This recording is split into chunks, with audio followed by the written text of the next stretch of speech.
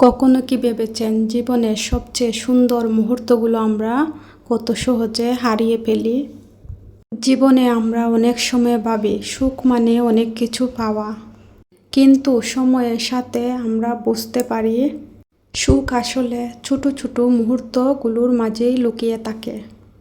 একটা শান্ত সকাল, প্রিয় মানুষগুলোর হাসি, বাচ্চাদের দুষ্টুমি, এসব হয়তো খুব সাধারণ মুহূর্ত, কিন্তু একদিন যখন পিছন ফিরে তাকাবো তখন বুঝবো এই সাধারণ মুহূর্তগুলোই ছিল আমাদের জীবনের সবচেয়ে সুন্দর সময়।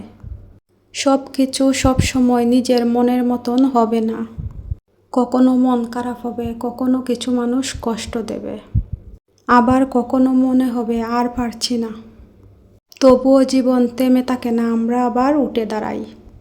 নিজের মানুষগুলোর জন্য হাসি, নিজের স্বপ্নগুলো একটু একটু করে এগিয়ে নিয়ে যাই। তাই জীবন যতই ব্যস্ত থাকুক, নিজের জন্য একটু সময় বের করুন।